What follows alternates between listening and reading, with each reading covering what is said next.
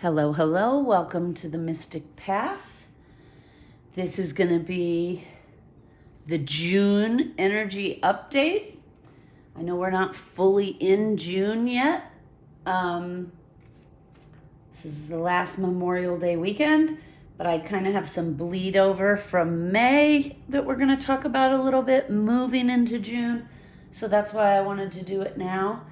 I've already pulled some cards and crystal cards, some chakra cards and some crystal cards based on all of the information and channelings I got in meditation.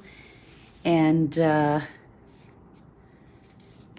yeah, it's a lot for June. I don't know if you can see. It's like pages and pages, but it's all good stuff, right? And we will get through it as quickly as we can. Please bear with me. I have notes everywhere, and then I cut my notes up, see? Because then I want to put them in the order that I want to talk about it so that it's a little bit more organized. So just bear with me because there's a lot going on for June. Okay, so first off, we are going to use the Beyond Lemuria deck. Those are the cards here for the chakras we're going to talk about. Then we have two crystal decks where I pulled, and we're going to talk about the crystals that'll be good for June. And then we have one crystal that wasn't in either of my decks, so I printed out, and I'll show it to you when the time comes. I printed out what it looks like because I don't own that crystal either.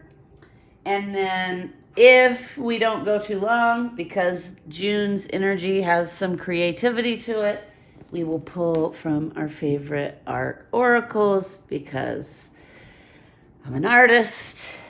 And when we have creative energy coming in, who doesn't want to hear what the artists have to say, right?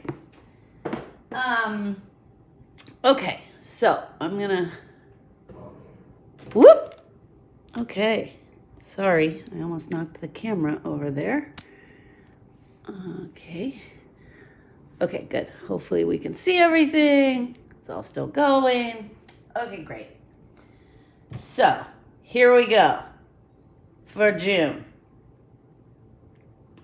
I'm going to talk a little bit quickly about the chakras. We will get much more in depth with them. And then, as always, we will read from the book because I always like reading from the book because sometimes you get messages that did not come through, or it may not be a message that resonates for me, but when I'm reading it, someone watching may, that resonated with me. And then that creates, you know how it happens when you're doing this kind of work. Somebody will say something, or you'll read something, or you'll witness something, and that'll like spur something in your mind, and then your mind's like doot, doot, doot, doot, doot, and puts the puzzle all together, right? And then you're like, oh, that's what my issue is, or that's what I've been struggling with, or whatever, right? I just realized I forgot to light these two candles, which we have an orange candle here in honor of the creative energy, and then we have a yellow candle here for our solar plexus because that is our chakra that will be challenged the most this month. Okay, let's see, where do I want to begin? Okay, so let's just mention the chakras because as I'm talking about some of the things that came through, I'll be mentioning the chakras. So we'll talk about the chakras. I'm going to read from the book about the chakras. And this new blueprints card we're going to do at the end because as I was going through the deck to find the proper chakra cards, this card kept calling me. So whatever message comes from this card, really wanted to participate in the June energies. So, all right, let's start with The chakras that are going to be most supported this month are the throat chakra, okay, which is just like it sounds like, resides in our throat area. And the next chakras that are going to be supported the most are the secondary hand chakras, okay? They're in and around our hands. They are a direct extension of the heart chakra, right? Which makes sense because our heart is in our chest, both of our arms connect to our chest. So it would make sense that our hand chakras are just extensions of the heart chakra. So there wasn't a card for secondary chakras, so I just pulled the heart chakra card because our hand chakras, again, are an extension of the heart chakra. Okay? So those are the two chakras that are going to be supporting us this month. Our throat chakra and our heart chakra. The chakra that's going to be challenged the most this month is the solar plexus. Dun dun dun. And the solar plexus, it says here, radiant illumination. For those of you that are familiar with the chakra system and are the energy system of our body, the solar plexus chakra is the fourth chakra. It resides in our belly, around the belly button area, okay? And that is the chakra that's going to be challenged the most this month. That chakra holds the energy of your personality and your characteristics, right? So our solar plexus chakra, some people call it like the me chakra, right? Because that's what I just said. Our personality and our characteristics that we display out into the world come from the energy of that chakra. Also, the okay, quick disclaimer, it's raining outside. Sophia keeps coming in and out meowing at me because she thinks I can stop the rain. Which, you know, sissy, I can't stop the rain. We've been over this.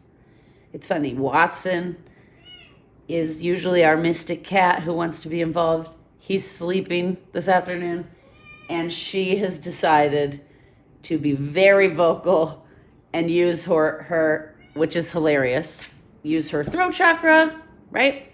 And the funny thing is, she has always been, out of my two cats, the least confident and the least, like, solid in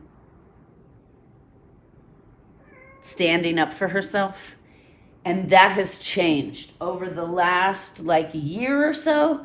She has become very strong, very confident. She uses her voice a lot more than she ever did. She's like 8 years old now.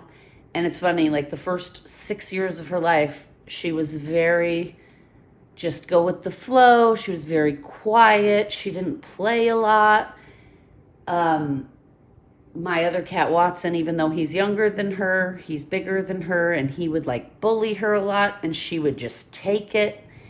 And you know, it's interesting because the energies of the globe have been changing over the last year, and I've seen it in her.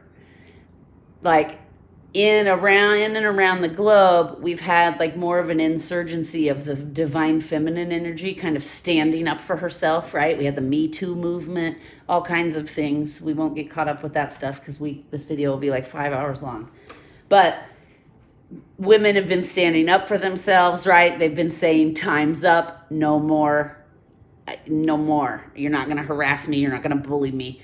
You're not going to force me to conform into the ideals of what you want me to be, right? And so that all comes from our solar plexus that we've been talking about that's going to be challenged in June. So our solar plexus deals with all of that. And lately, in the last year or so, Sophia has become so strong and healed in her solar plexus that she is always using her voice. She stands up for herself. Watson does not bully her anymore. And sometimes she does it to him, I think, just as hilarious karmic payback. So it's just interesting that as I'm talking about the solar plexus chakra and the throat chakra, she comes in here using both of them to let me know that I am her pet. That's what my vet always says. He's like, well, look at her. She thinks she owns you. And, quite honestly, she kind of does. Because she's also the sweetest, most loving, loyal cuddler. Okay? So, so I just find that amusing in my own personal journey. That as I'm talking about being empowered in yourself and confident, that she comes in here doing that very thing, which for her in the past has been a challenge. See how it all connects, right? It always all connects. Okay, so as I was just talking about with the rise of the divine feminine, this and Sophia finding her confidence, our solar plexus doesn't just create the energy that creates our personality and the characteristics we display in the world. It also is the place where we carry societal programs and indoctrinations that we may have gotten as children of beliefs, right? So also in our solar plexus is the energy for who should we be? I'm using quote marks here, versus who we are, right? Because we all know growing up, at least I'm filming in the United States. So in United States society, we all know there's like these societal programs, right? Of things you should be doing to be a good person, right? You should go to school. You should get married. You should have kids. You should get a job. You should, have good hygiene. You should wear makeup and dress up if you're a woman. If you're a man, some of the programming is you should be manly and be violent and be mask deep in the masculine, right? You don't cry. Those are all societal programs that come from society, our family, our peers, our friends, the people around us, the people we work with. All of that stuff is also comes from the solar plexus, right? So and while I'm on that topic, that also includes any indoctrination of beliefs. So that would be religion, right? Even to a degree, all of this stuff. These are programs, right? The chakra system, that's a program that we learn and we understand, and not everybody subscribes to that program. So some people believe that we have chakras and energy centers, and some people do not.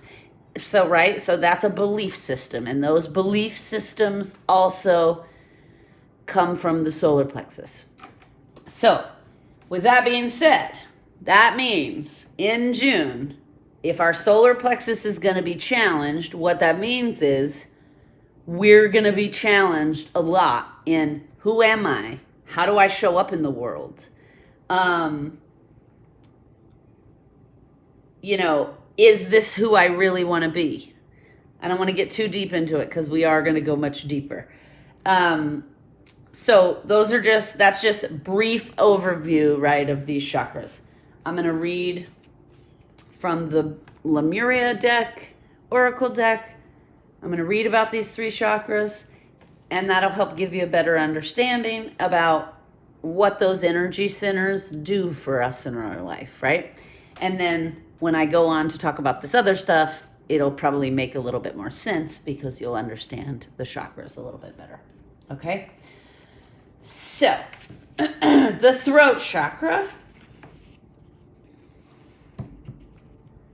is our 7th chakra. It's going to be, the energy in June is going to be very supportive of this chakra, right? And this card immediately says, express your truth. Okay? Which is what Sophia was just doing, right? She's coming in here expressing to her truth, which is she is extremely irritated that it is raining and she cannot enjoy the outside like she normally does. So, here we go. Throat chakra. Expression, communication, your own creative language, sharing your spirit, accepting your originality, truth, and authenticity. Okay? This chakra is the origin of expression. It is the source of the life spark that inspires our aliveness and stokes the creative fires in others. This is the outer sharing of our inner being, the glowing song of our soul on the winds of our flight to understanding more of who we are. And that's interesting because there's wings, butterfly wings and angel wings. So the flight of understanding who we are. Connect to the crux of your potential and take it further than you could have imagined. As spirit fuses into the tangible, it actualizes as a platform for greater experience, and new facets are sculpted, seeded, and shared as a fractal light in the form of our own unique language. Okay. The color of the throat chakra is blue, hence the blue card. Later on, we're going to talk about some crystals that'll be helpful this month. And of course, there is a blue crystal. So if you have trouble expressing your truth or communicating with people or being authentic, then what you can do to help heal and restore your throat chakra is be truthful with yourself about how you are really feeling. If you always act in integrity and follow your heart-centered truth, some unhealthy connections or aspects of your life may fall away, and you will be in complete alignment with your path.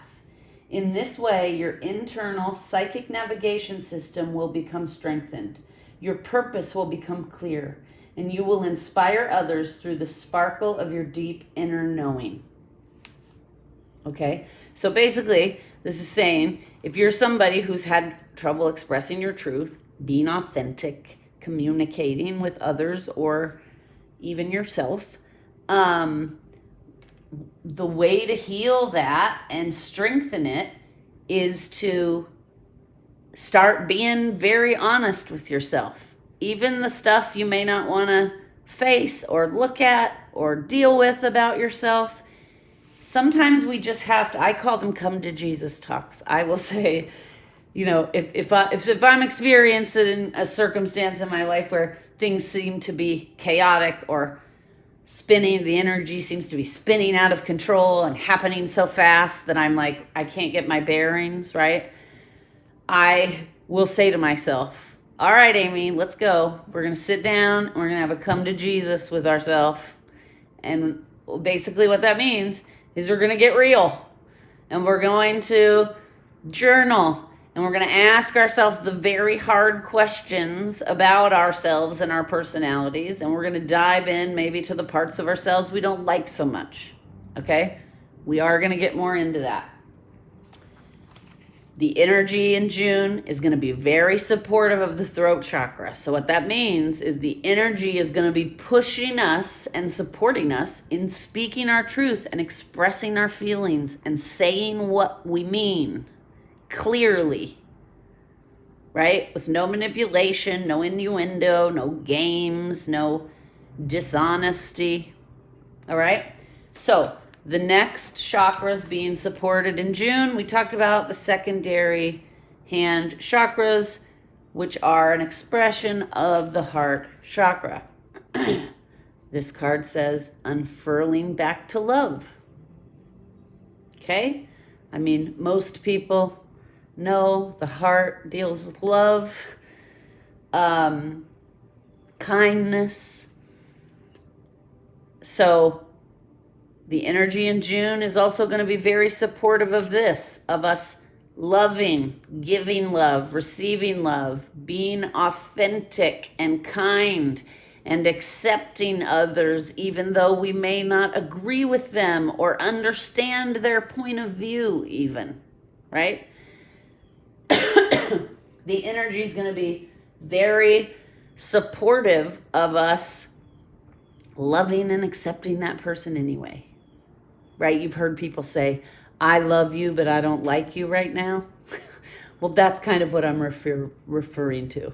You can still give love and kindness to people, even if they don't agree with you 100% and you don't have similar values and things, right? Because we've talked about this before on this channel. If I want the right to have my beliefs and my life and my expression of who I am, and I don't want people shaming me or judging me for it, then I also have to be willing to give that to others. And that's not just others that make sense to me or that agree with me or that I understand. It means extending that love, compassion, and kindness even when you don't get it, when you cannot see the perspective the other person is coming from, or you do not agree with some of their belief systems, right? So let's just keep that in mind here. And the heart chakra, I shouldn't have to point that out. It's our 5th chakra. It's where our heart is, okay? So in our chest, in the center of our chest. Okay, love for oneself and others, relationships, compassion, forgiveness, empathy, connection, receptivity, acceptance, and generosity, right? So that's what the energy of the heart chakra does. Creates all those things within us. This chakra card represents love in its many forms. It reminds you that everything in life can unfold into love or fear. When unfurled back enough, the foundation of all you seek lies in the universal desire and right to feel love and be loved. Love heals. Source God energy is love. This is the force that will change the world. If you have trouble doing any of the things I just described, being kind, being accepting, being forgiving, being loving to others or yourself, your heart chakra might be blocked. If your heart chakra is blocked or challenged, here is something you can do to help clear it up, heal it. Count everything in your life that you are grateful for. Think of all of those you love and how that wonderful feeling radiates from your heart. Consider those you can forgive and extend that feeling out to them. Remember, every human just wants to be loved and accepted, but insecurities and triggers can cause behaviors that move us away from this place. Have compassion. Know that others may be in their suffering. Expand your awareness and your heart-centered radiance for all beings on the planet. Encapsulate all of Earth and everything on it in loving compassion. Bask in the blissful feeling of the planet in all of its perfect balance, loving you back, right? And the Earth does love us back. Because even though we treat her horribly, she still provides us food, she provides us water, she provides us beauty, she provides us grounding because there is an electromagnetic thing that happens between all beings on the planet and the Earth. So if you're feeling like you're blocked in your heart chakra. And again, being blocked is the things I described. If you're having trouble loving yourself or loving others, if you're having trouble being kind to yourself or others, if you're having trouble forgiving yourself or others, accepting yourself or others, not judging yourself or others, then you're gonna probably need to do some work in your heart chakra healing because you're probably blocked, which is totally not normal and nothing to be ashamed of. Everybody is blocked in some chakra at some point in their life, and some people are so blocked they never move out of it, right? So again, there's no judgment here, there's no shame. I used to have a very blocked throat chakra when I was a child because I was raised in an environment where kids weren't allowed to have opinions, right? You're a kid, you don't know what you're talking about. Sit there quietly. So I didn't speak my truth for a very long time. But then when I got out on my own and became an adult and I started speaking my truth and becoming more confident, that unblocked my throat chakra. I have been blocked in my heart chakra many times in my life. Even currently, I think I probably have a few blocks in my heart chakra I'm working through. So I say this and I bring this up because I don't want anyone thinking that like nobody has these challenges, right? Like something's wrong with me because I have trouble speaking my truth, or I have trouble showing love to others or myself. I don't want anyone going down that negative, say, shame spiral, because all of us have issues in our energy centers at some point or another. And even those of us, like me, who have done a lot of therapy and I do a lot of work, I still get blocks and I still have to sit down and, like I said, have a come to Jesus with myself and say, okay, what's going on here? Like, why are you so pissed off at this person? Or why are you holding on to this grudge and you won't forgive them? You know? So I want to bring that up because we have, for many, many, many eons, thousands of years, lived in a society where shame, judgment, what's the word I'm looking for? Like shunning, whatever the opposite of acceptance is, like rejection. We've lived in a society for thousands of years where those were the primary tools for programming humans and controlling humans. So it's time now. We've reached a place in humanity where everything isn't always about survival. I mean, granted, I understand there are still a lot of places on the globe where it's desperately about survival. But I'm talking about where I live here in the States.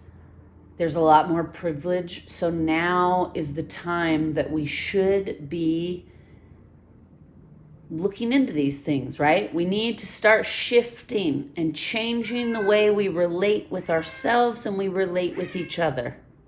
Sophia agrees. I mean, this is like cracking me up that she is this into chatting today. She has a little catnip toy over there. I think she's very excited. So anyway, she's putting either an exclamation point on my point I'm making, or she's telling me to shut up, right? One of the two.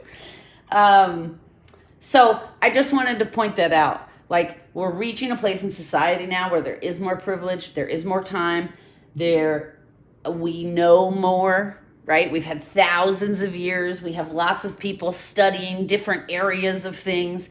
And so now we know more and we've learned more and we understand more about trauma and what happens when you constantly shame and judge and reject people, right? It doesn't turn out well. I mean, anybody can just look around the globe right now and see how divided everyone is and how angry people are to see that the old system isn't working. And we cannot keep continuing down that path because it's just causing us more and more suffering in the world.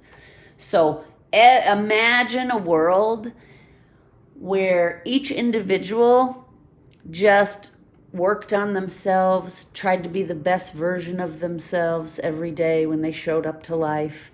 Imagine how much better life would be for everyone. And then when everyone's getting along a little bit better, we could start to really tackle the problems that exist of like the people that are still starving in the world and the people that are experiencing war and all of that stuff. But again, I say this all the time on this channel to quote Biggie Smalls because I love him. But we can't change the world until we can change ourselves. Period. Dot. Okay? So I got off on a little tangent there, but I felt like it was important to say, like, we all have issues. We all are in pain and suffering at some point in our life.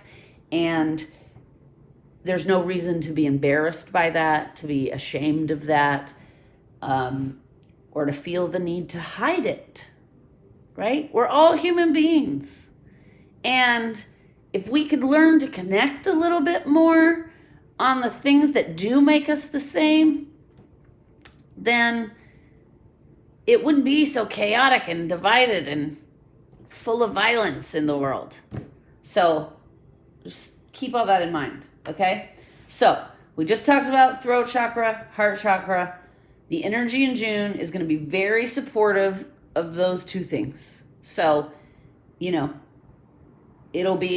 find it a little bit easier to love and accept and forgive and not judge. You'll find it a little bit easier to express your truth, to live authentically. Okay? Now, on to the not so exciting part of it. And I don't want to put a negative connotation on it because challenges are what make us grow, right? So, I don't want to be like, oh, it sucks because we're going to have all these challenges. Because again, the energy we put out in the world is the energy we get back in the world. So, and I've learned over the years that using dramatic and catastrophic language can be part of the problem, right? That can be something that keeps you blocked. So, I don't want to say. So now on to the next part of June is what we're going to be challenged. The energy that's going to be very challenging to us in June. The solar plexus, right? We've already talked a little bit about that. Radiant illumination. We've already talked a little bit about what the solar plexus is, what it does, what's housed there. Let's just read on to the book. I already said that. Okay. Solar plexus, we already talked about. It's in our belly area. It is yellow. There will also be a crystal for that later. Okay. Solar plexus chakra.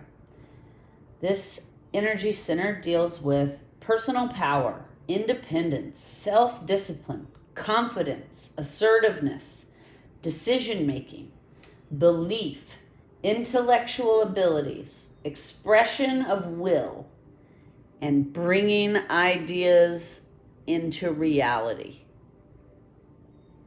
The solar plexus chakra is the radiant center of our being. It holds the vibrant spark that brings our passions to life.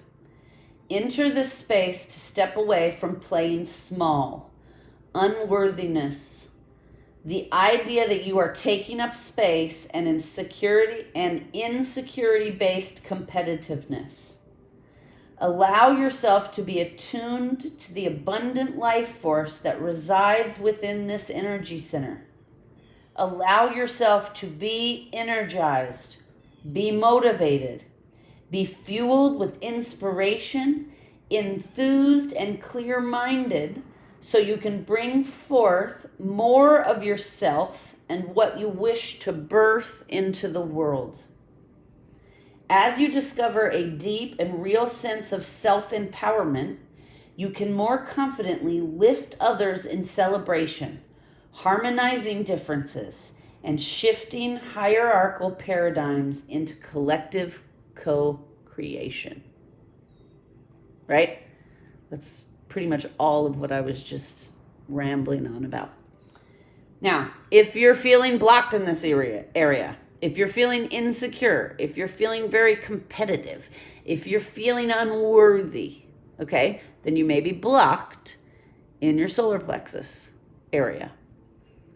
So what you can do to help heal and restore and clear the blocks, remember that you are a powerful being who can connect with potent life force energy as and when you need it. Be aware of what fuels your fire and consider circumstances where you may have had your power taken away. Imagine all of the fragments of your energy that you have given away at some point. Imagine in your mind that you are bringing them all back to the center of your being. And they are forming again into a whole yellow energy center. Okay? Now,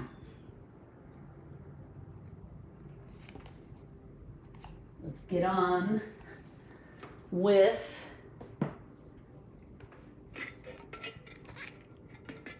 some of the things that I brought forth when I was meditating. Okay. So, again, in June, our solar plexus is going to be very challenging. The energy in June is going to challenge us in that area. It's going to challenge our confidence. It's going to challenge our self-empowerment. It's going to challenge our need to compete. It's going to challenge whether or not we feel worthy and accepted, right? One of the best ways I've found over the years to handle that kind of energy is to let go. Okay?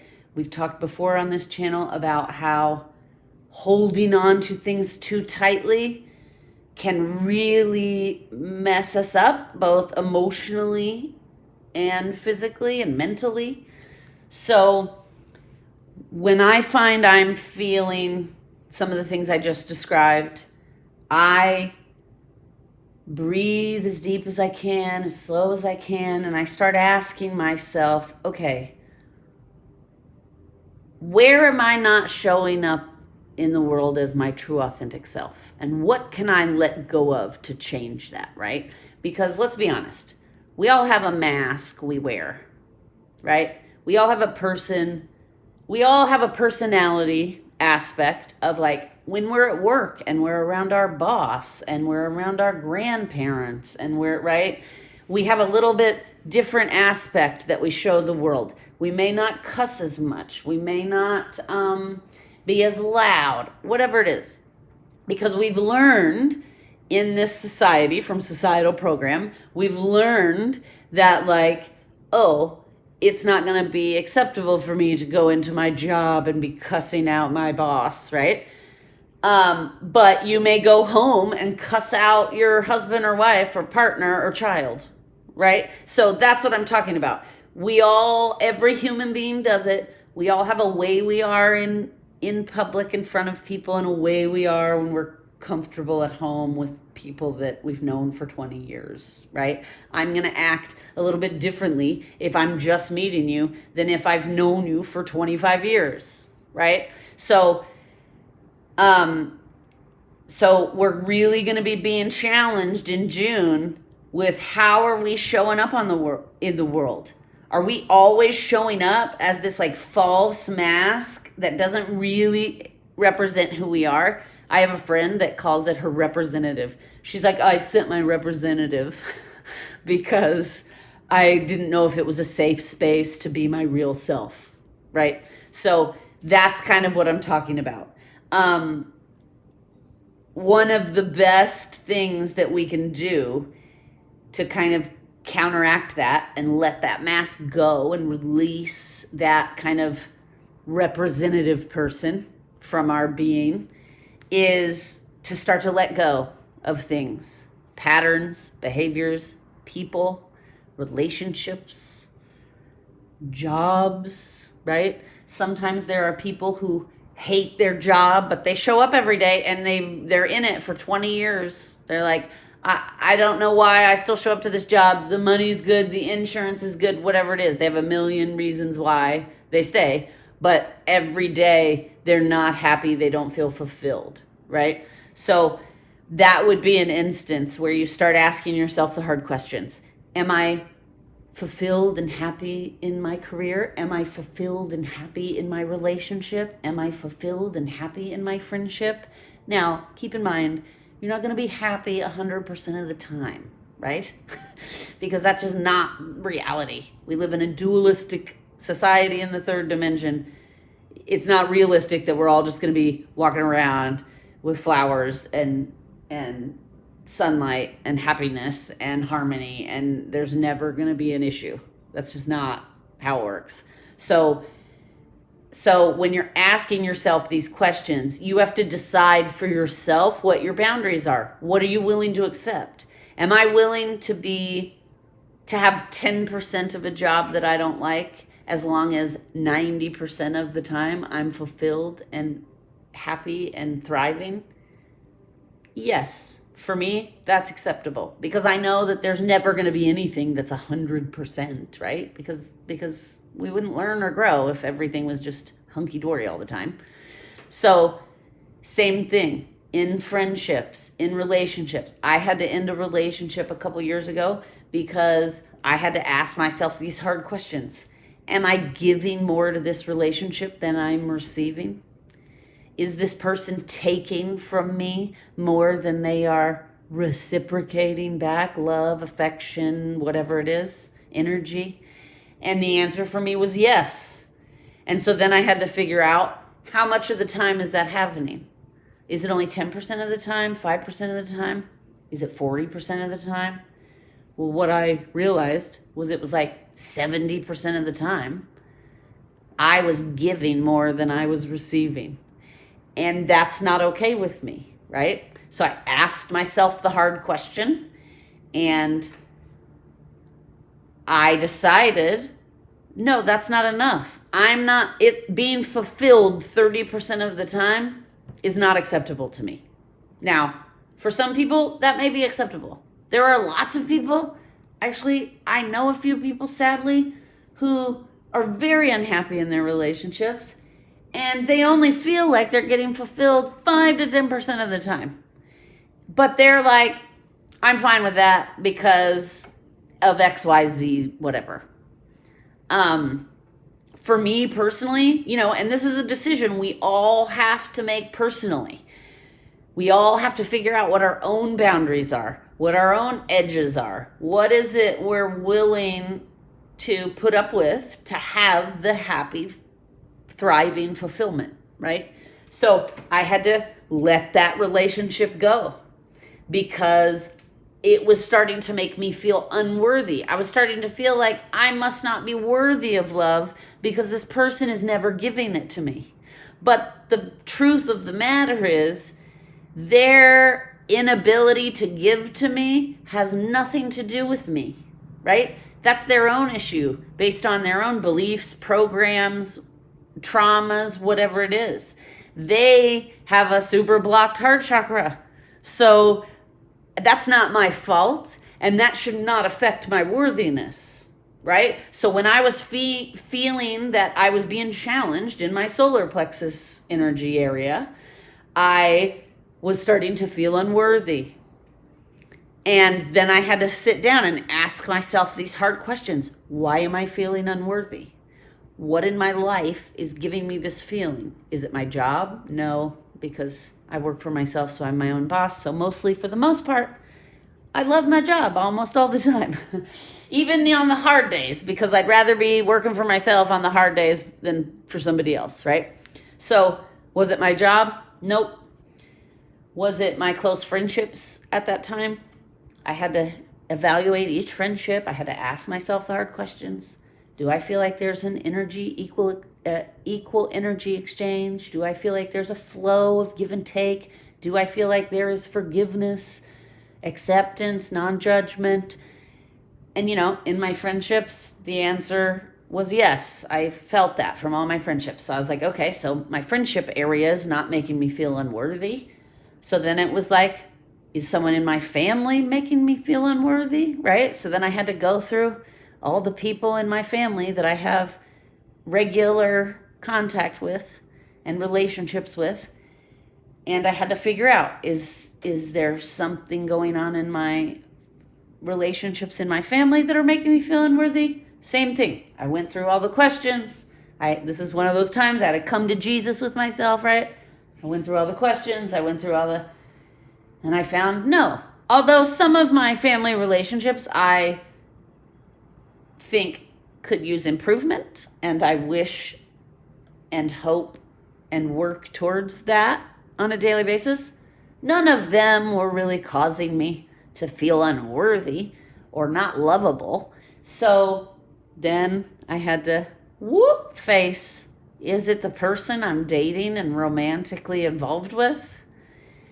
And when I really started reflecting and looking at the relationship, I realized immediately, oh my gosh, yeah, that's where it's at. That's why I'm feeling unlovable. That's why I'm feeling unworthy. And then I started to really pay attention in my interactions with that person. Am I giving more than I'm getting? Do I feel like we are equals on emotional intelligence, on mental stability? And then those answers were no. I've had a lot of therapy. I've worked really hard in therapy to deal with some of my issues, and I've talked a lot on this channel. I've had depression, I've had anxiety. And this person I was with was doing nothing to work on himself. So what was happening was I was growing and changing and becoming the best version of myself that I could be in that moment. And he was staying stagnant. And so I then started over giving to him because I felt like, well, I must be doing something wrong, right? Because why isn't he giving to me? And, once I really started looking at it, I realized, sadly, this has nothing to do with me. He has not done any work on himself. So he is not my emotional, intellectual equal. He is not as mentally stable as I am because I've had a lot of therapy and I now have a lot of tools in my toolbox, right? And then I just kind of started to observe our relationship the next couple times we were together. And I did not like what I saw. And so I had to let that go. And believe it or not, when I let that go, it really did unblock me. And then I started feeling myself again, and I started feeling worthy, and I started feeling lovable and confident and all those things again. The insecurity went away. So in that circumstance, one of my romantic relationships was causing a challenge to who I was. And I had to decide, am I willing to let who I am go and shrink and die on the vine because this person refuses to grow and heal and work on themselves? No, I was not willing to do that. So I had to let that go, right? So that's kind of what I'm talking about.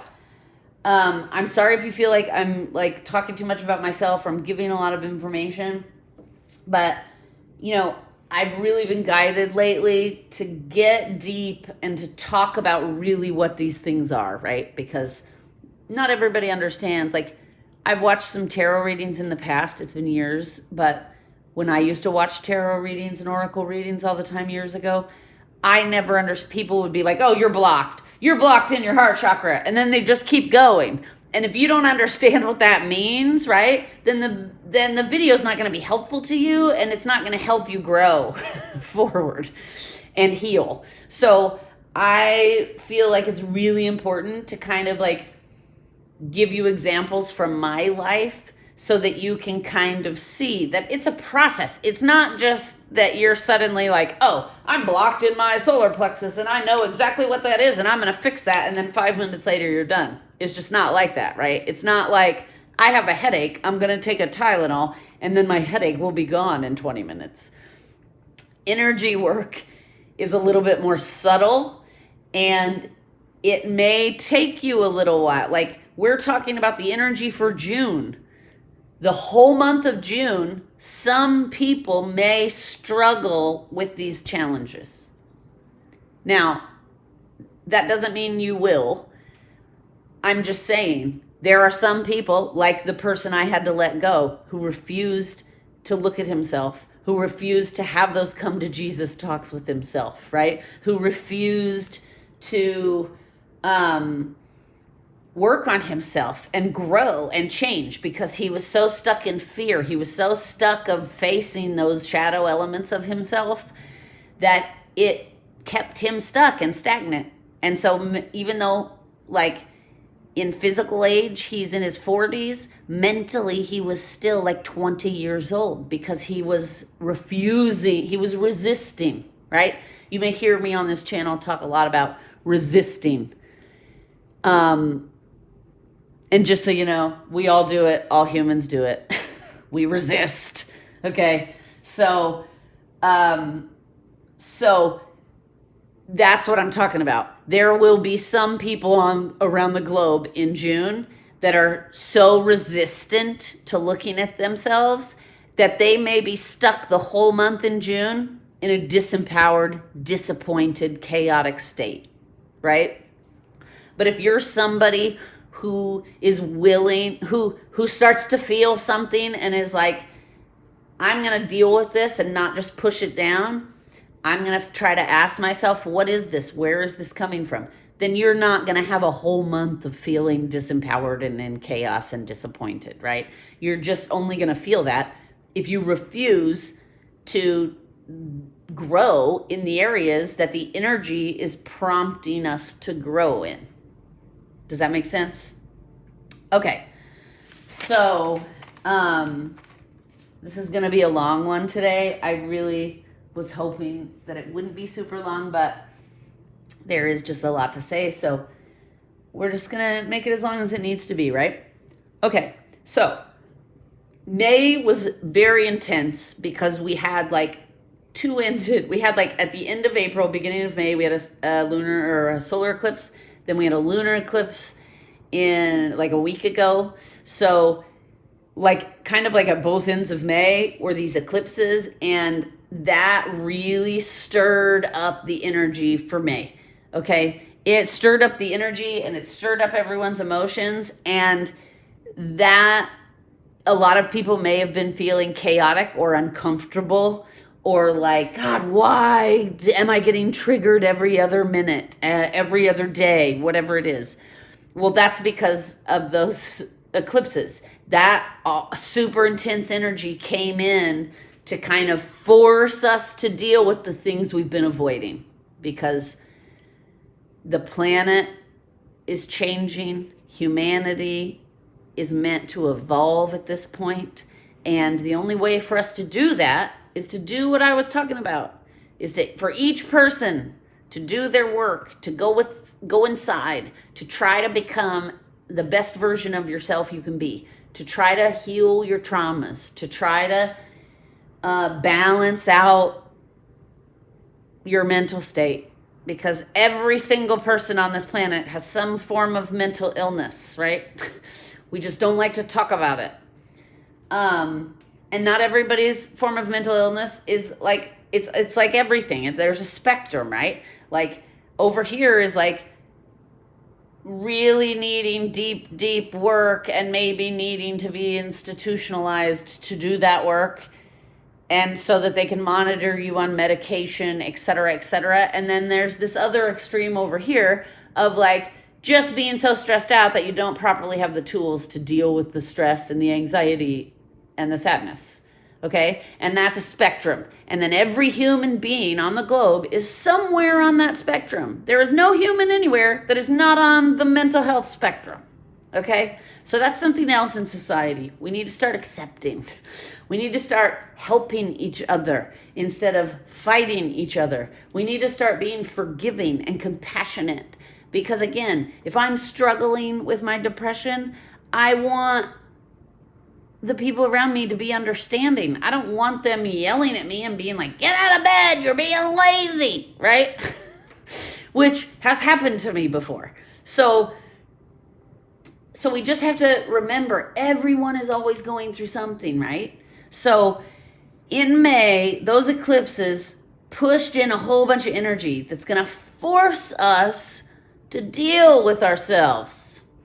And because there was a lot of that happening in May and that energy was so intense, it didn't give you a lot of space for clarity or understanding, right? You may have been being triggered every day or every other day or several times a day. And we all have jobs, we all have families, we all have like routines and things that have to be done in our lives. And we don't always have the time to just stop every time we're triggered and be like, okay, what's happening right now with me? You know, listen, sometimes you need to do that, but other times you need to get on with your day. And then when you come home at night, like I like to do it before bed. When I wash my face, I make like a little ritual out of it, right? I wash my face, I put on my pajamas, I put some lavender oil on my pillow, and then I kind of reflect on my day. And then I start asking myself the questions like, okay, earlier today, you were triggered by this. What's going on with that, I wonder, right? And then I try to figure it out. I can't always figure it out right then. Sometimes it comes to me 2 days later. Sometimes I journal about it and it comes out. Sometimes in a dream a week later, I get an explanation of like why I was so triggered, right? And then once you figure that out, then you take the next step. Well, what can I do now to try to heal this trauma that is triggering me? So in May, that was all happening so fast that we didn't really have the time or the space or the clarity to do the work. So June, the energy is going to be much calmer. The energy is going to slow down quite a bit. And that's going to give us the time, the space, and the room so that we can now gain clarity and understanding on some of that stuff that was happening in May with us, right? And we're going to see that both globally and personally, okay? So we will be seeing globally boundaries being tested, maybe boundaries being changed and compromise happening. We're going to see maybe groups of people standing up for themselves that have never stood up for themselves before, right? So it's not just going to be happening on our own one-to-one personal level. It's also going to be happening on a global scale. So just keep that in mind. And again, I'm going to remind you that the best way to deal with all of this clarity and understanding that's going to be sliding in over the next couple of weeks is let go, okay? Surrender to the process. Don't try to control all the outcomes in your life. Don't try to control, like an example of trying to control would be that relationship I was talking about, right? Instead of just accepting and understanding that he and I are on two different levels emotionally, and he is not yet capable of giving me what I need and what I am giving him, I chose to let go because I understood that I'm not going to be able to change him or control him, right? But that's the actualized Amy now. Because like 10 years ago in that situation, I would have, well, I'll just love him harder, right? I'll buy him self-help books on how to heal. I'll try to get him into going to therapy with me, whatever it is. That is an example of trying to control the outcomes. And in the month of June, if you're trying to control the outcomes in any situation, you're going to end up sitting in disappointment and chaos and disempowerment. Okay? So I cannot say it enough. June is really about letting go. Letting go of people, letting go of relationships, letting go of patterns, letting go of behaviors. Any of these things could be holding us back from growing, from being the best version of ourselves, right? We sometimes block ourselves from the life we really want because we are impatient. And we're like, I'm tired of waiting. And a lot of people do it not out of impatience. A lot of people do it because they don't feel they deserve it, right? If you're feeling unworthy and unloved, then you don't think you deserve to have your dream life. So we can also unconsciously block ourselves from being our best self. It's called self-sabotage, something I'm very familiar with. In my 20s, I self-sabotaged like a rock star. I mean, seriously, I could have gotten a trophy for that shit. Of course, in my 20s, I did not understand that that's what I was doing, right? But now, in my 30s, I found therapy, as I've talked about. And in that therapy of reflecting on myself, reflecting on my life, analyzing my behaviors, recognizing my patterns, my behaviors, the things I had been taught unconsciously, just learned behavior. I learned from watching people in society, watching people in my family. You know, once you really start to dig in deep with that stuff and analyze it and ask yourself, is this really who I am? Do I really believe this? You know, you stop sabotaging yourself because you start to like yourself. Once you start to figure out who you are and learn about who you are, you start to like yourself. And then that is empowering and that gives you confidence, right? And then you're not afraid anymore of because we self-sabotage because we're afraid of getting our dream life. So in June, these are the things we need to start asking ourselves. Are there people? Are there relationships? Are there patterns? Are there behaviors that are blocking me from the life I want? Is there anything that's keeping me in bad habits, in bad behaviors? Is there anything holding me back from being the best version of myself every day? And if the answer is yes, then you have to start figuring out, what is my life going to look like if I let this person go? What happens if I let this pattern go? Right before I started this video, a friend of mine I haven't really talked to in like a year texted me and was just like, hey, how are you? And we were just like shooting the shit, you know, catching up. And he said, over the last year, I've really been working hard. I've lost 20 pounds. My blood pressure's lowered. I quit drinking.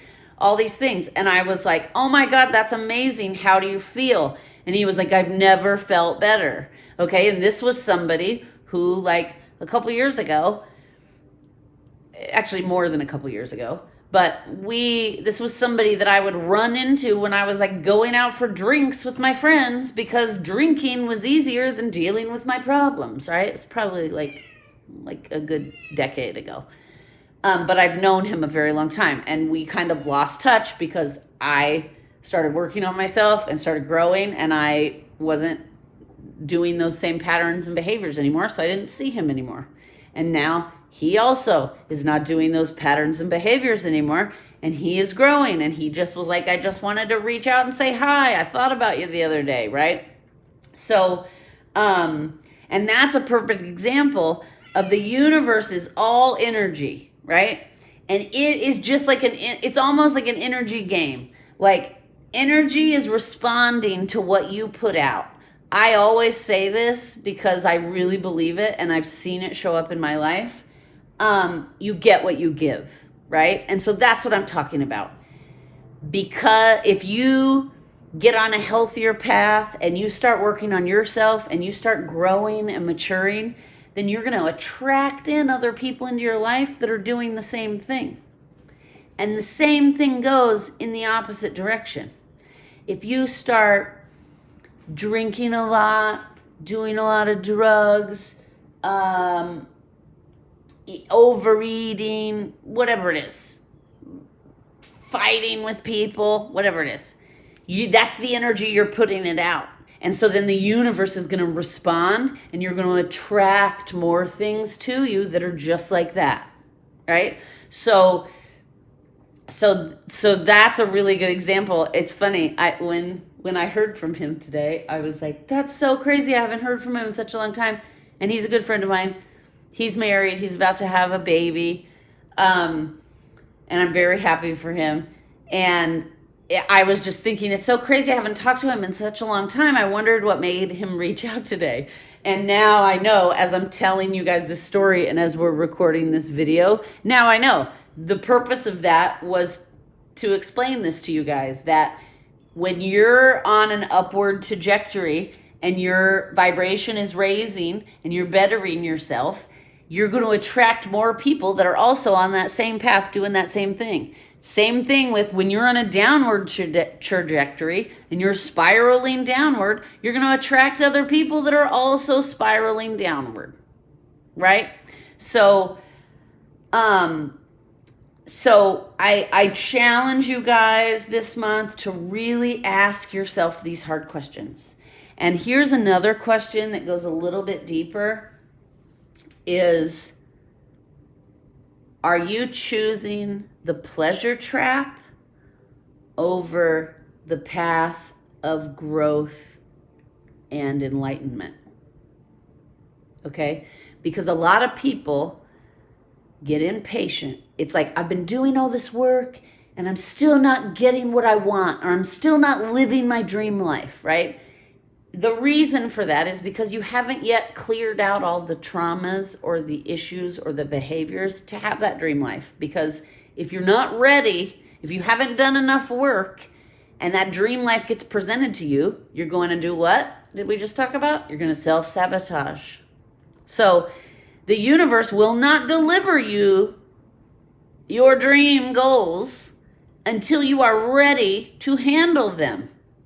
So sometimes people get really impatient and they're like, I'm tired of waiting for the perfect relationship to come along, or the perfect house or job, whatever it is. So I'm just going to take this one in front of me and settle because I'm tired of waiting, right? And that's called the pleasure trap. That's when you're taking instant gratification right now over doing the work to get what it is you really want. So that's another question in June that's going to be really good to ask ourselves. Am I choosing the pleasure trap over the path of growth and working on myself? Okay. All right, we talked about that. Okay, another way you can tell if you're in the pleasure trap or if you're blocked or stuck and stagnant is the same lessons keep repeating, right? In my 20s, I dated probably and had relationships with 5 narcissistic, manipulative, controlling men in a row, okay? So that now I can look back and see I was blocked. I wasn't working on myself. I wasn't doing the work. So the universe just kept giving me the same lesson over and over and over again in different people until I learned the lesson. So if you start reflecting on your life and seeing like a pattern, like, man, I've had 5 codependent relationships or 3 codependent relationships in a row. And when I say relationship, that could be friendship, that could be family relationship, that could be romantic relationship, right? If you start to see those kinds of patterns, that's a way to identify, oh, I might be stuck right now. I might be blocked somewhere in my energy. And then the way you find out, you go to therapy or you sit down with yourself and you really commit and discipline and you do the work, right? You ask yourself the questions, you journal, you try to figure out, why do I keep repeating this over and over again? Is there something from my childhood that I keep replaying to try to get a different result, right? So those are some things I just wanted to bring up because, and listen, again, there's no shame if you've been repeating patterns. There's no judgment here because the bottom line is we repeat patterns because they're comfortable to us, right? A perfect example of that is if a child grows up in domestic abuse and that's all they've ever known, or even sexual abuse, and that's all they've ever known, then they think that's what relationships are, right? Like I saw this special once and it was this girl who had been molested by her grandfather. And she's an adult now. And she was saying, when I was 6 and this was happening to me, I thought everybody's grandpa had sex with them. Which is, right? Obviously not normal and not good and not healthy. But if that's all you've ever known, you don't know that that's abnormal, right? So that is one of the things. So then as adults, we will get in abusive relationships. Or another example is like if you have a parent who's an alcoholic or an addict, you may grow up and either marry an alcoholic or get in a relationship with an alcoholic, or that may be you. And you're just repeating what you saw and what you learned. That's called learned behavior, right? So we do that because it's comfortable to us, right? I've talked about before on this channel, a decade ago, I was in a really bad marriage and he constantly criticized me, constantly. And it took me getting into therapy to realize there were a lot of people in my family that were that way. They were very critical. And so when I met this man and he was constantly criticizing me, I thought, and I do remember this, the crazy thing is, I remember thinking to myself, oh, he feels like home. And how messed up is that, right? So then I got into a bad marriage because it felt comfortable to me, because that's what I knew from my childhood. And it took me being in a not great situation for 7 years and being very unfulfilled and then very unhappy for me to wake up and move and go get some therapy. And then when I got the therapy, that's when I started realizing, oh, I just followed this bad pattern because it was comfortable to me. It doesn't make me a bad person. It doesn't mean that I'm not smart. It just means that I learned some unhealthy patterns as a child and then I started repeating them as an adult. Okay? So, let's keep it moving because, oh yeah. Okay. So, the June energies, we talked about May was about stirring it up, right? The first week or so of June, maybe the first 10 days, let's say, of June, are still, you can't just go from all that stirred up emotion to everything's calm and wonderful, right? That's not how energy works. There's always a transition, a transmutation. So to move from those energies in May to June, it's going to take us about 10 days to move through that. In the beginning of June, you may feel these new energies coming in that are going to be more supportive of true self-expression, of expressing our feelings, of being authentic. Also, some creativity energy is going to be in there. It's going to make you feel like, maybe I can solve this problem in a different way instead of just following the old pattern or the way I've always done it, right? The energy is also going to be very supportive of like, let's try a different creative solution and try to switch this pattern up a little bit, right? So as we're transitioning, we're going to start to feel hopeful. We're going to start to feel like we have a purpose and we have a drive to get better, to grow, to be empowered. Okay? Also, though, coming out of all this in May that we have not yet really fully digested and understood, the feelings and the energies and the things that have come up for us in May, we might feel at the beginning of June a little tongue-tied. We might feel like we have a whole lot to say, but we haven't yet processed yet how to say it, right? So what's going to happen after the first 10 days or so is the energy is going to get very calm. It's going to get calm. It's going to get quiet. And that's going to give us the space I was talking about earlier to start to digest, process, and fully integrate the things that may have been stirred up for us in May. Okay?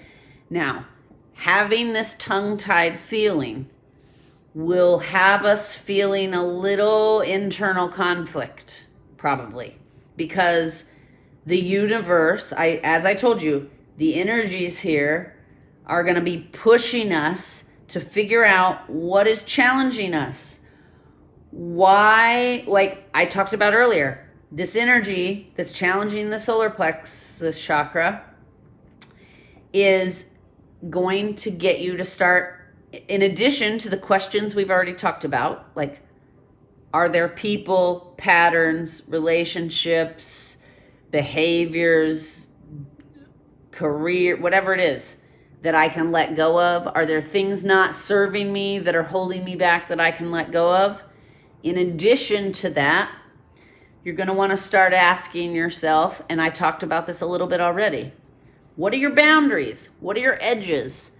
What is acceptable for you, right?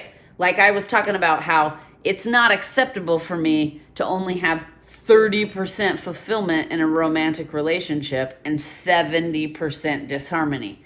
That is not acceptable to me. So I had to set a boundary and let that person go, right? So in the midst of asking yourself these hard questions and trying to figure these things out, you're also going to be figuring out, what are your boundaries? What are you willing to accept? What are you willing to deal with? You're also going to feel the need to ask yourself, why am I here? Like, whatever the circumstance is, if it's a job you're unhappy in, if it's a relationship you're unhappy in, if you're unhappy sitting in your own skin in alone time, these are all things you're going to have to start asking yourself. How did I get here? Why am I here? Did I consciously choose this the whole time?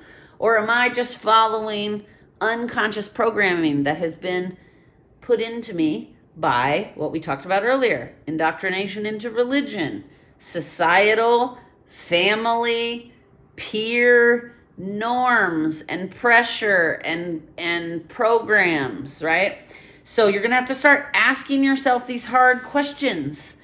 Like, and if you start recognizing, oh, I got here, like, for example, I just talked about in my marriage, when I started getting into therapy and I started recognizing, oh, I got myself here because this was the criticizing pattern was a pattern that was comfortable to me because of something happened in childhood, right?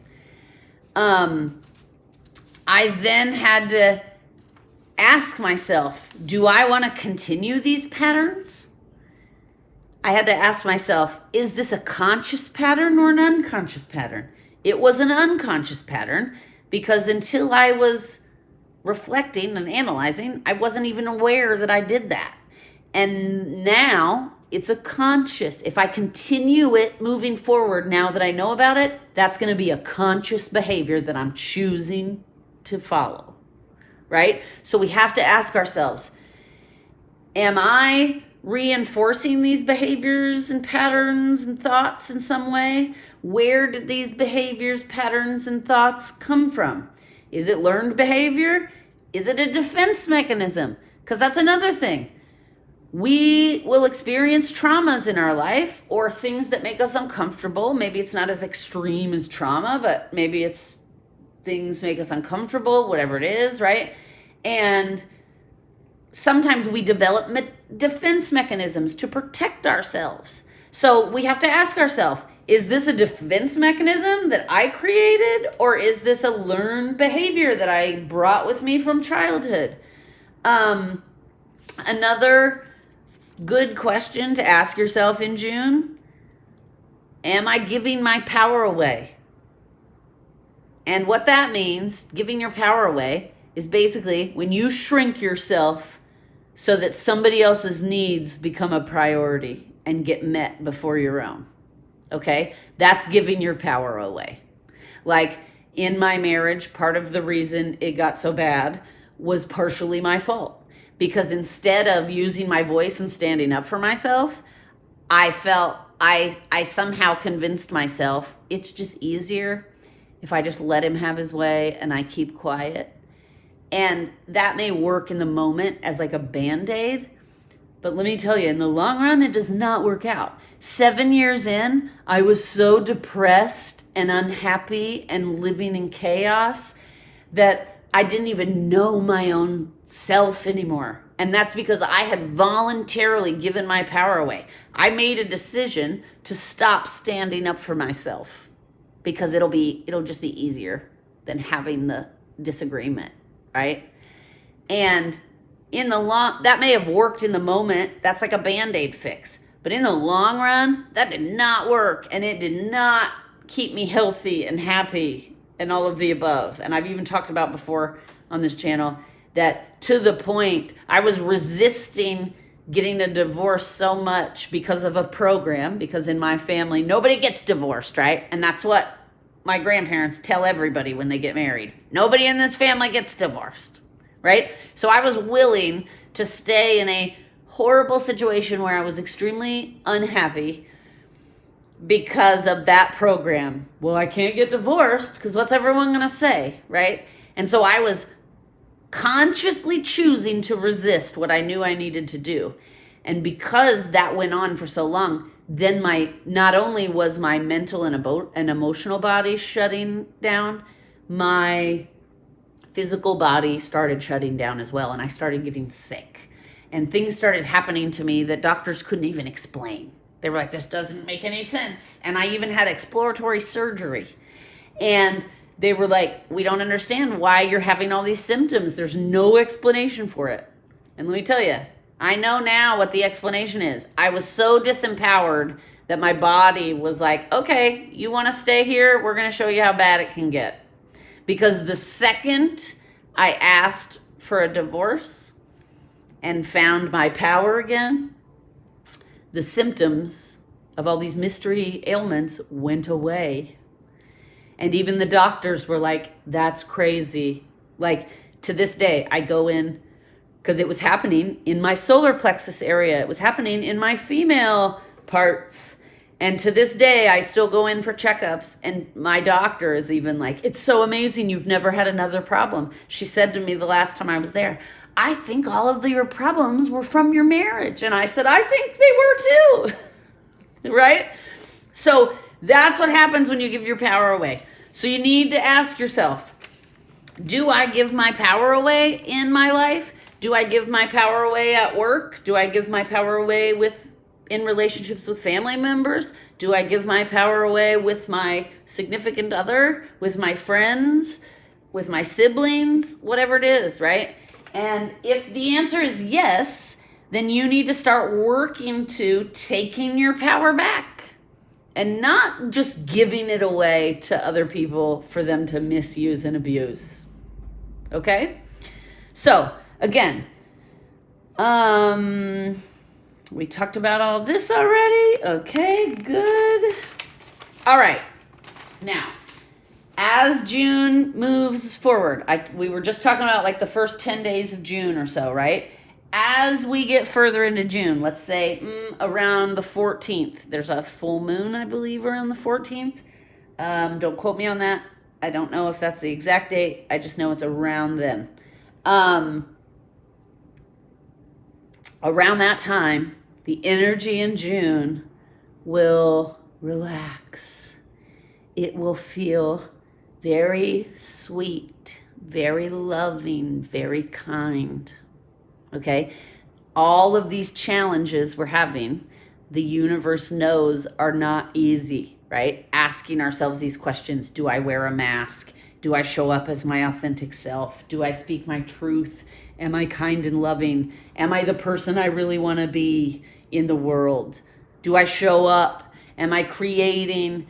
And am I modeling behavior for others that I'm happy about, right?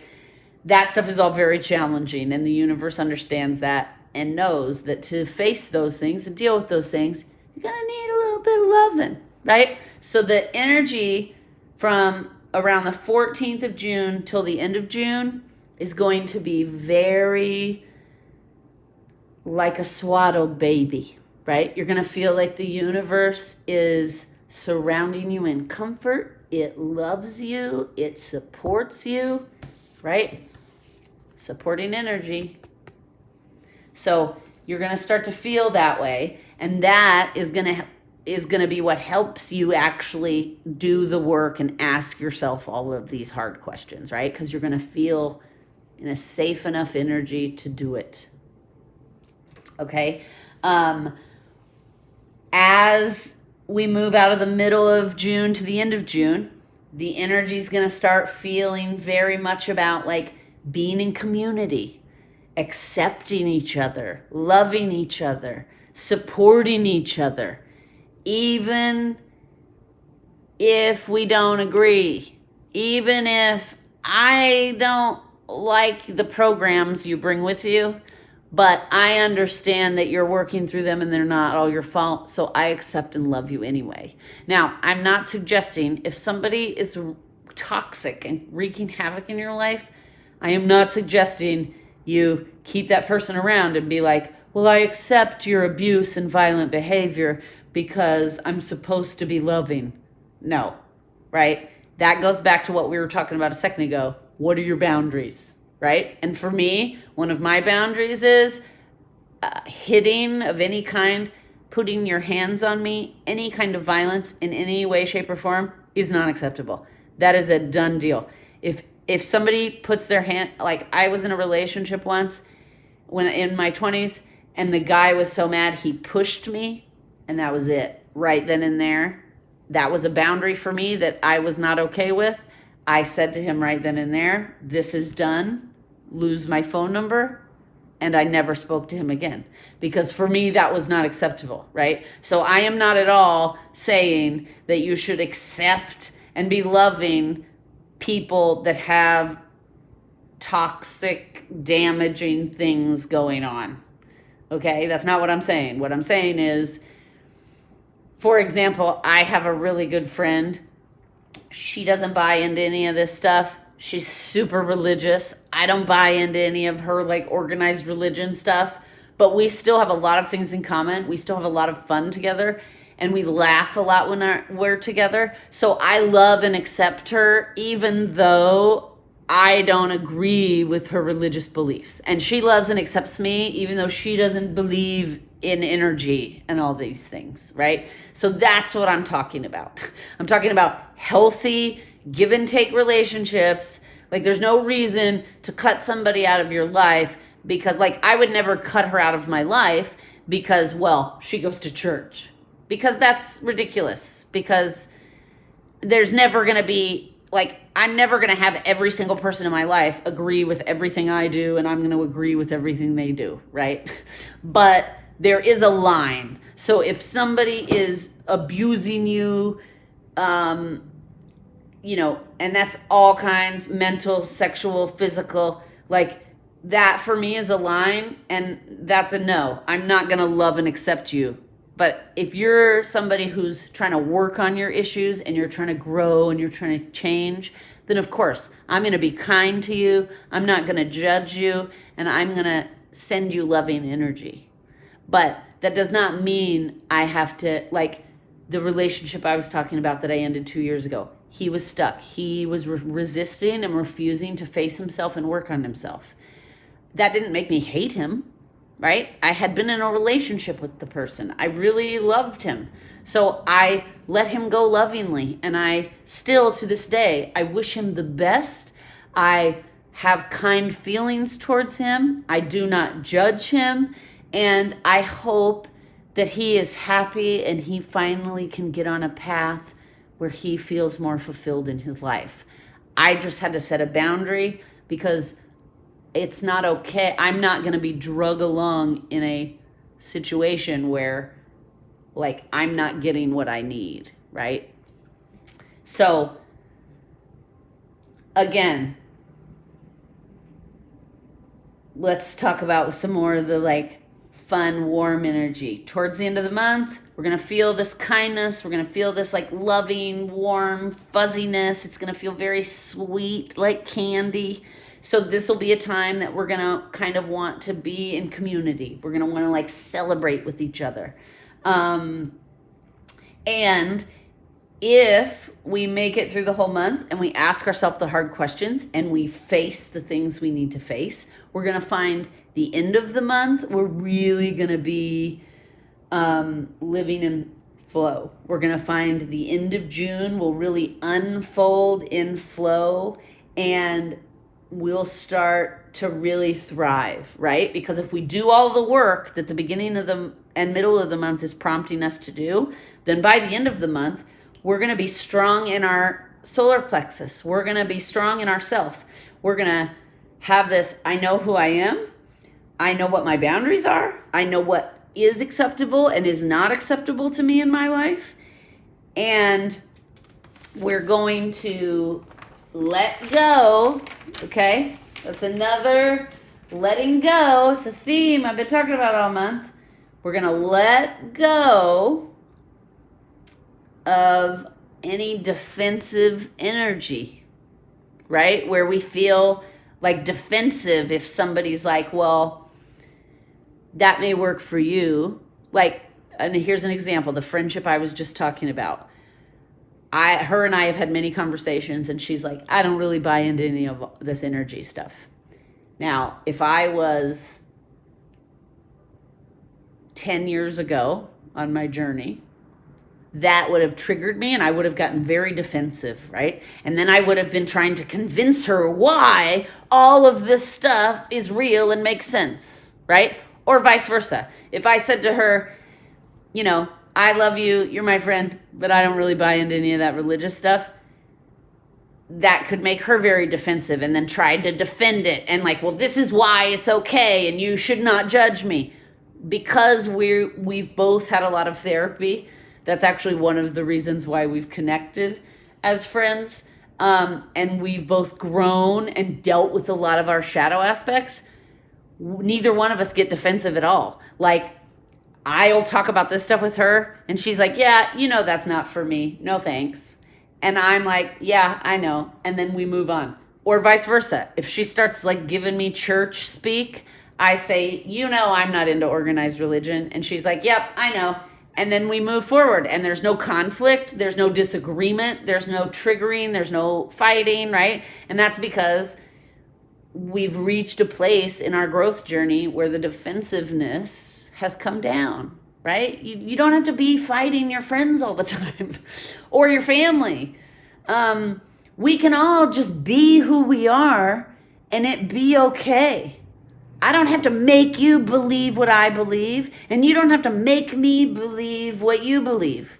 Sometimes we can all just be together and be harmonious because that's what we're choosing to do. And we have the maturity and the clarity, and we've dealt with enough of our shadow issues to be able to do that. Right? Okay. So as I was saying, the end of June is going to be, if you're doing the work and you're asking yourself the hard questions, it's going to be very great. It's going to be very much in flow. It's going to feel very good. And you're going to, if you've done all this work, you're going to have so much clarity, and you're just going to know, like, oh, I don't want to be in this relationship anymore. It's not fulfilling what I need, or I'm not getting what I'm giving, or vice versa. I may be taking too much from somebody who can't really give. And there won't be a lot of drama or defensiveness or judgment around it. It'll just be like, oh, I don't want to be in this relationship anymore. I don't want to have this conversation right now. Just like I was just saying with my girlfriend, I may bring up something like this. She may bring up something religious, wanting to have a conversation, but we're both so strong in ourself and who we are and our boundaries that we can confidently say, knowing, like I know I can say to her, I don't really want to talk about your church. And she won't, like, I'm never going to be friends with you again, because she is also mature and healed, and she has the same confidence. So she'll say to me, you know, I don't buy into that. I don't want to talk about energy. Fine. That doesn't mean things are bad. That doesn't mean things are uncomfortable. We can still go on with our day and have a very enjoyable, fun time together, right? Because she's accepting me for who I show up as, and I'm accepting her for who she shows up as, free from judgment, free from, shame, free from trying to control and change the other person. So if you can really dig down deep and do this work in June, man, we got some amazing things coming ahead in July and August. The energy is going to be good. It's going to be so supportive of growth and harmony and living our best lives as our best self, right? So I think we've covered everything. Let's just see what else. Oh, one quick thing, which we've kind of talked about, being empowered, asking yourself the hard questions, not being defensive. One of the other things that came through is be vulnerable. Vulnerability, it can be very powerful, and being vulnerable can make you feel very empowered. So if you're struggling in your solar plexus and you're feeling disempowered and you're feeling challenged, a good way to heal that is to lean into the discomfort, be vulnerable, say whatever it is you need to say, express your truth to the people around you in a loving, healthy, productive manner. Okay? Yep, I think we talked about resistance, lean in. Yeah, basically, again, I wrote here, the best thing you can do is lean in. Don't run away. Don't defend. Right? Get curious and lean in. Because when you start listening to your soul and you start becoming aware of your patterns, your behaviors, other people's patterns and behaviors, you learn a lot about yourself when you start doing that. And when you learn a lot about yourself, like I said earlier, you really start to like yourself. You really start to enjoy it. Like, it's so funny because people always say to me, like, don't you get lonely? And because I like to spend a lot of alone time, I am just somebody, even as a little kid, I've always enjoyed spending time alone. I'm an artist. Maybe that's part of it, because when I'm alone, I can just paint or draw or craft something, whatever. And I've had people say to me, like, I don't know how you do that. Don't you get lonely? And when I really think about it, I'm always like, no, I don't really get lonely because I like myself. So I like spending time with myself painting. or drawing or doing cards, whatever it is, or being with you guys, right? Technically, I'm kind of alone because it's just me and the cats here. But this fulfills me and I find joy out of it. And I feel like I'm paying it forward because I didn't always used to understand all this stuff or be in this place, right? So one more thing here I want to talk about that I wrote down that I feel is very important. Yeah, is the most important thing we can do this month is show up with authenticity, okay? Express yourself truthfully to the world and to those around you. Be yourself. Release the mask that you wear. As I said earlier, sometimes our representative shows up out in public, right? Well, let me tell you, there is nothing more powerful in taking your power back and feeling confident than letting that representative go and just being like, you know what, you've served me very well, thank you, but I don't need you anymore because I'm confident enough to show up as who I really am in the world, and I don't need a representative anymore. So, if you are able to do that, your July and August is going to be so good. You're going to have so much room to breathe, and the creative energy that you will attract will just be wonderful. It will be amazing. I'm really excited about the creative energy because obviously I'm a creative.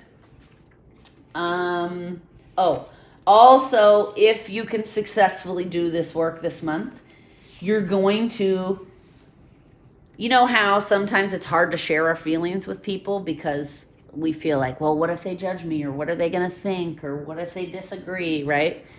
If you can successfully do this work in June, you won't have that anymore. You will want to share your feelings. You will want to express your truth, and you will not be afraid of what anybody's going to say or what anybody's going to think, because you're going to be empowered and your solar plexus is going to be strong. And that's what you want, right? That's a good way to go through life, with a very strong, who am I? What am I doing? How do I show up in the world?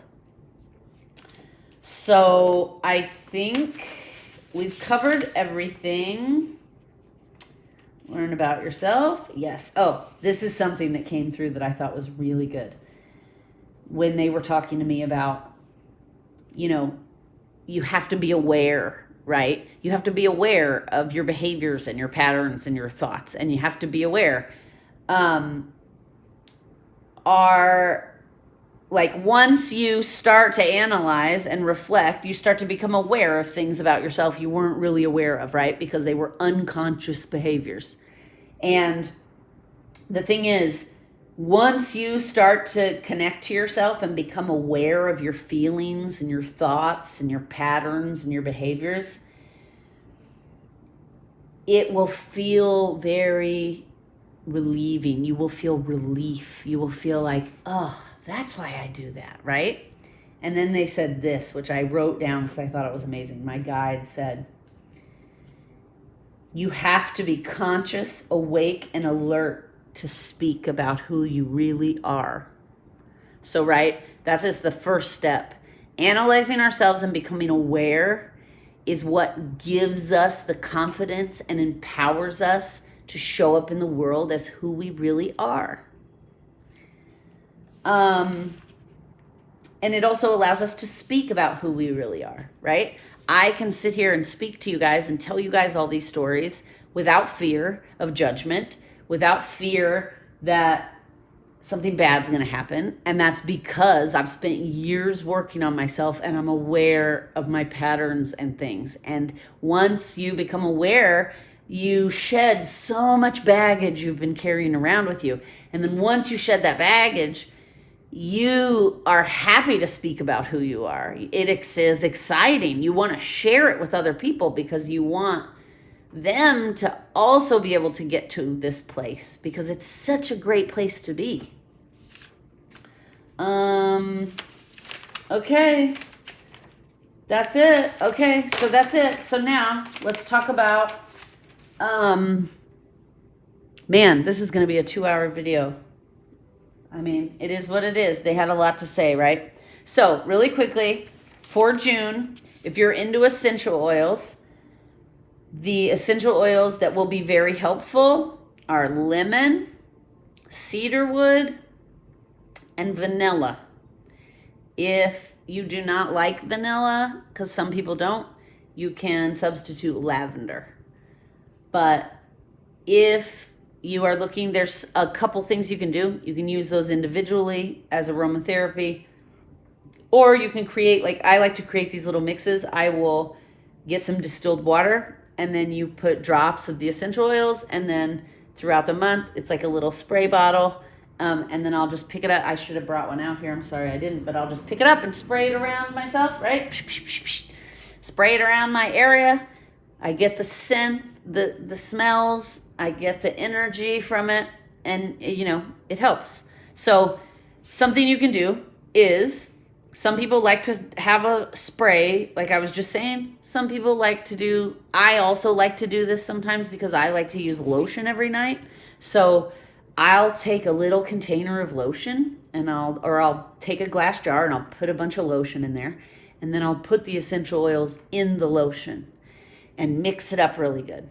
And then throughout the month, every night before I go to bed, when I'm doing my little ritual, right, I use that lotion. So if you want to mix a spray or a lotion, the combination would be 5 drops of lemon, 1 drop of cedarwood, 2 drops of vanilla, or 2 drops of lavender if you don't like vanilla. Okay, so those are some essential oils that'll help. Crystals that are gonna help are, all right, crystals for June, we have apatite. Okay, I don't have an apatite, so I printed out. It's blue. It's very helpful for your throat chakra. I printed out a little picture here so that you would know what it was. And we'll talk a little bit about, okay, so, oops, sorry, I nudged the camera. So apatite is known for its positive energy and its use of personal power to achieve goals, right? It's perfect for this month and everything we've been talking about. It clears away confusion, apathy, or negativity. Then it stimulates the intellect to expand knowledge and truth, which will help you in your personal growth area. It will help cleanse your aura, especially in the mental body. They are always blue, light, bright, or dark blue. This is a similar blue color, but this is not apatite. Okay, this is lapis lazuli. But this is the similar blue color that it would be. Okay, so there's that. Then we have lemon quartz, which is also known as the sunstone. It's kind of hard to see on here, so I also printed out a picture. This is lemon quartz. Okay, so you know what it looks like. We're going to read, it's also called sunstone, so I got the sunstone crystal card out. We're going to read here about what that is about here. Let me get the book. Okay. So, lemon quartz or sunstone signifies deep knowing, wisdom, focus, and being centered. Also makes sense. Being centered. Also, it's yellow. So that's going to be what? Helpful for our solar plexus, for keeping us healed, keeping us empowered, keeping us balanced. Okay? So this says, deep knowing is intuitively based knowledge on a profound level of trusting your gut, trusting all of your senses, and trusting what cannot always be tangibly seen. There is no need to keep searching for the answers externally, as they lie within you. You have the ability to unlock your own mysteries and access ancient divine knowledge to invoke wisdom, surpass limitations, and receive powerful downloads, not only to raise your own energetic vibrations, but those of the collective. That strikes me because people are always like, how do you channel this information? How do you get downloads? Well, part of it is I've done so much work and therapy. I've cleared out a lot of my trauma. And so now I receive a lot of downloads and messages from the universe. It's like an antenna. We've talked about this before. Your pineal gland is kind of like a radio antenna, and it just picks up on what's floating around out there in the universe. So this stone, lemon quartz or sunstone, very good at that, okay? Very good at that. It says, allow space to remain open to receiving these vibrations. This is the center of your essence, emotional, creative energies. By using the sunstone, you can begin to break these barriers because a sunstone contains the energetic frequency of empowerment. Sunstone promotes self-healing and encourages you to sit within your own intuition, deep knowing self, and stand strong within your confidence to trust what you feel, though you may not be able to see it. Ooh, that's good. Okay, then the other two stones that came in that are going to be good this month are black tourmaline and green fluorite. Okay, I'm going to talk about these two and read from the book. Then there is one more stone, but it's not for everyone, so we'll talk about that in a minute. Okay, so first let's do, all right, black tourmaline, because that's where I opened up first.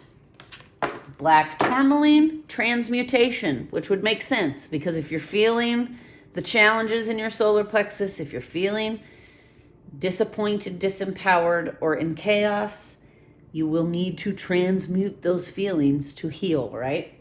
So, black tourmaline. Some say if you can't see it, it doesn't exist. But you can hear the radio, can't you? Oh my gosh, that's so funny. I just said that. Radio frequencies are transmitted in waves, invisible to the eye. A lot of information comes to us by routes that are unseen. Worlds of knowledge come across your screen, transmitted on invisible silent waves. It's magical. And in its own way, it's noisy if you're sensitive to that kind of thing. Black tourmaline's first gift is transmutation. The ability to take all the energetic excess and turn it into something else. What, you may wonder? That's up to you to decide.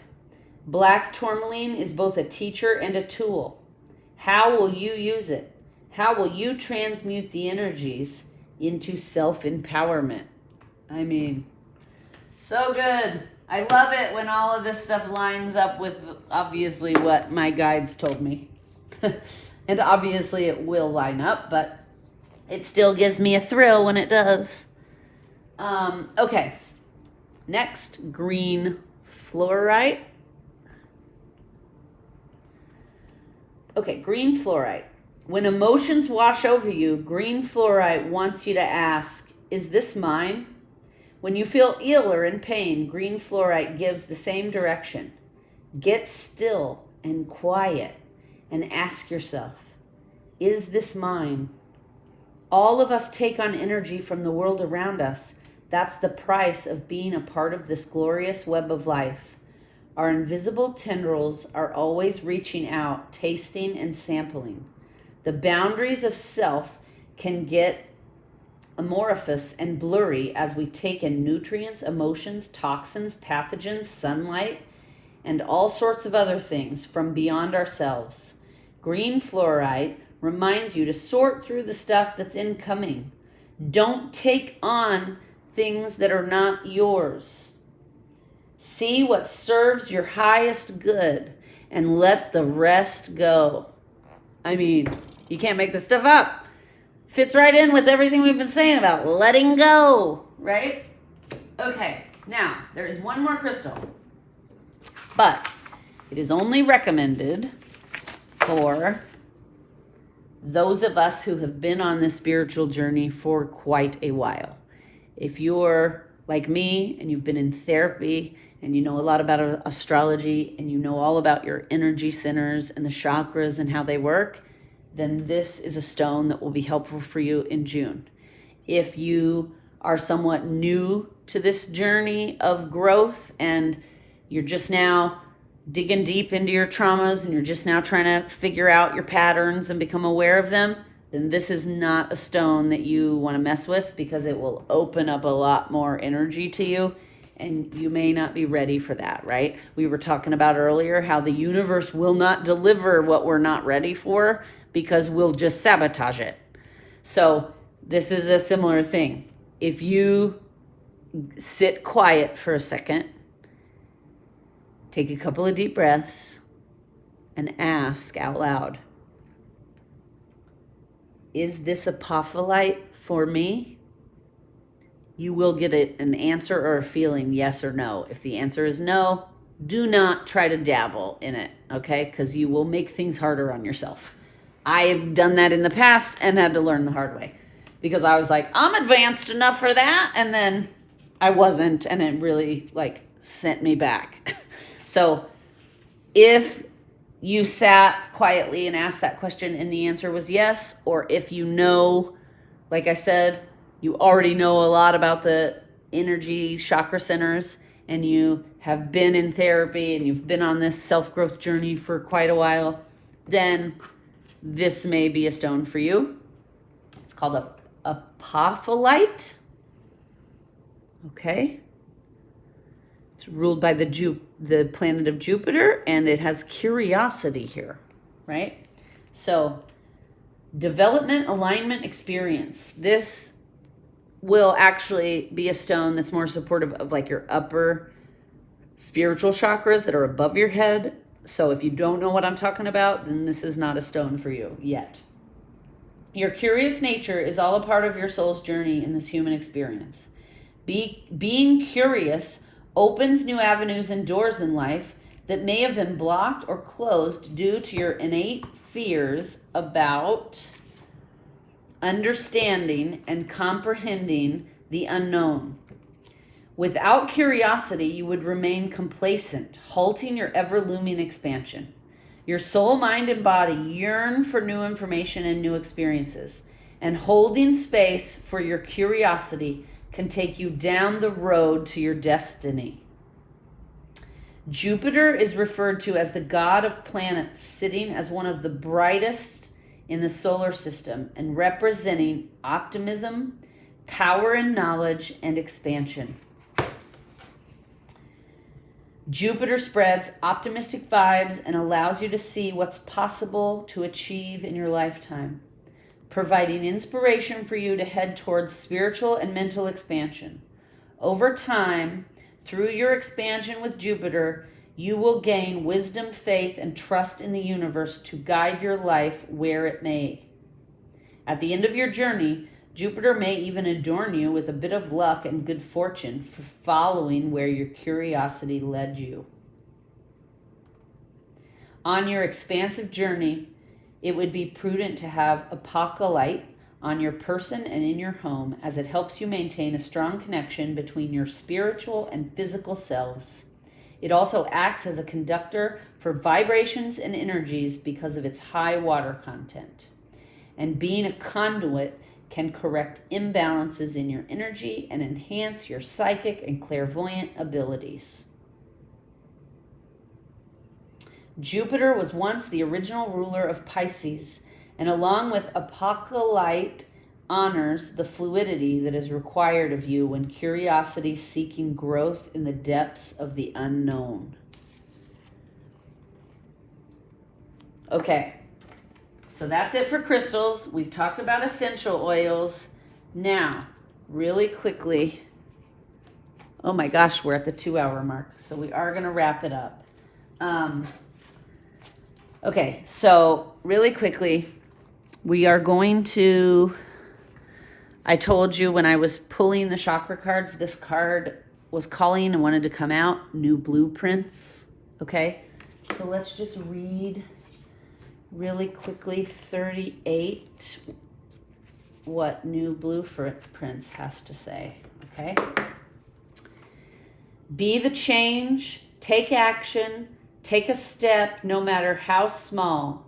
Ignite an upward spiral, make a positive change. Ethics and compassion create a ripple of life. Be the change you wish to see is an empowering mantra to remind us that we can step up and create the blueprints for the world we want to know. Powerful, meaningful change starts with you today. Despite our desire to see change, we can be overwhelmed by all that is going on in the world, and making positive impact can sometimes seem impossible.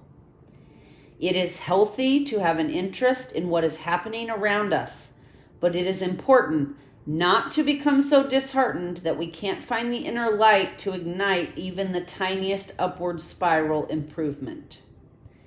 There is still so much natural beauty on this incredible blue planet, and there are organizations and solo game changers creating amazing transformation all the time. Shift your focus onto what is possible rather than what isn't. Stepping forward with action, however small, will benefit the vibration of the planet in some way. We have more of a voice than we realize.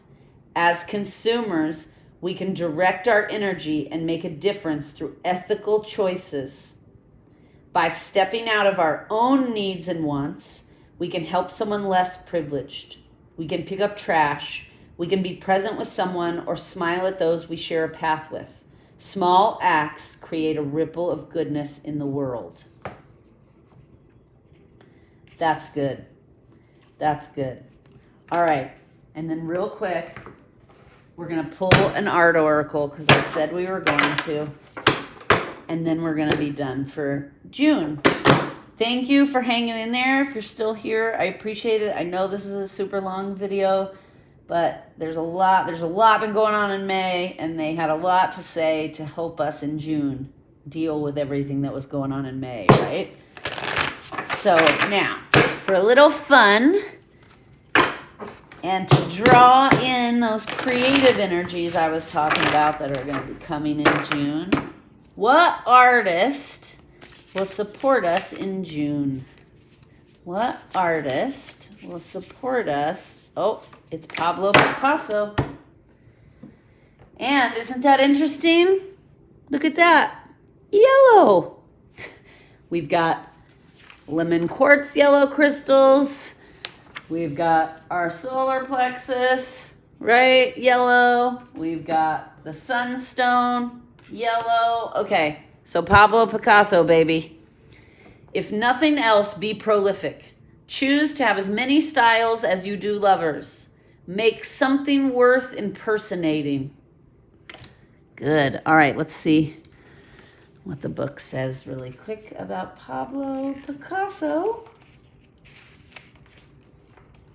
What a great way to end with Picasso, of course. I just have to find him in the book here because it's not alphabetical. Ah, here it is. Okay. Mr. 20th century art himself, Pablo Picasso had his blue and rose periods in the turn of the century Paris, then changed modern art forever by popularizing Cubism through geometric, crystallized, deconstructed paintings of friends, lovers, prostitutes, and the calamities of war. With Gertrude Stein's support, he also experimented with neoclassicism, surrealism, and sculpture.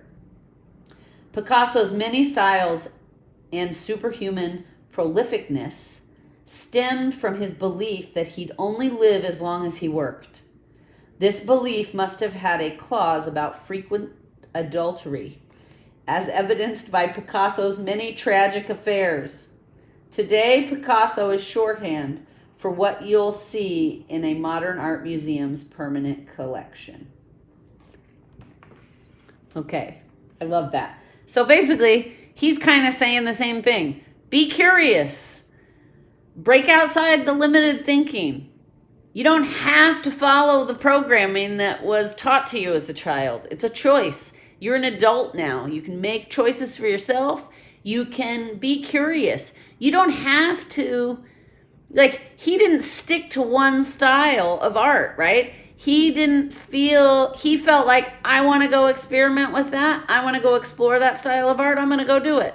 And then once he did it and he felt fulfilled, he didn't feel the need to stay stuck there, right? He didn't feel the need to be like, well, I was programmed to do this kind of art, so I'm never going to do anything else. No, he was like, you know what? I feel like I've learned and grown as much as I can doing this style of art. Now I'm going to try this other style of art, right?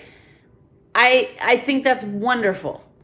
And I think he's supporting us in June because that creative energy is what's going to help us lean in and be curious and be willing to explore and change, right? We can't change the world until we can change ourselves. All right. I know this has been really long today, you guys. Thank you so much for showing up. Thank you so much for watching. Please like, share, and subscribe. Please share with your friends. Please comment below because I really do like hearing if these videos help.